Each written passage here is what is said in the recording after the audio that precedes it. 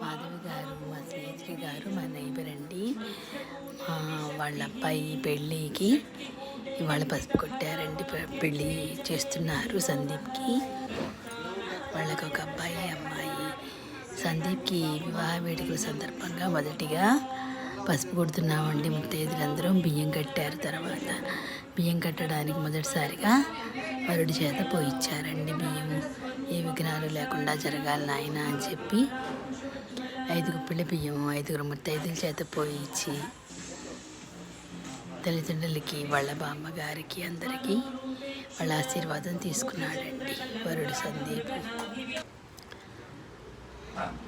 ఈ విధంగా తర్వాత ముత్తైదులందరం కూడా ఈ విధంగా బియ్యము 5 గుప్పిళ్ళ బియ్యం పోసామండి. తాంబూలము వేసి తర్వాత పెళ్లి వేడుకలు అనంతరము తర్వాత ఉండ్రాళ్ళు చేస్తారు. ఏ విఘ్నాలు లేకుండా జరగాలని 5 ముత్తైదుల చేత పసుపు 5 గుప్పిళ్ళు పోయిస్తారండి. ఈ విధంగా పోసి అందరి చెయ్యి పడాలని శుభంగా ఏ విఘ్నాలు జరగకూడదని ఈ విధంగా పసుపు కొట్టిస్తారు.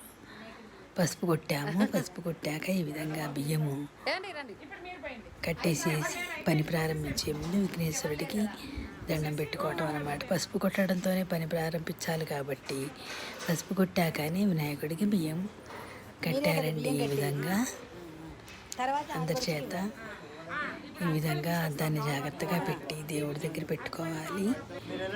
తర్వాత పెళ్లి వేడుకల అనంతరము పెళ్లిలోనూ ఉండ్రాళ్ళు చేసుకోవాలండి. పెళ్లి కూతురు ఇచ్చాక ఇంటికి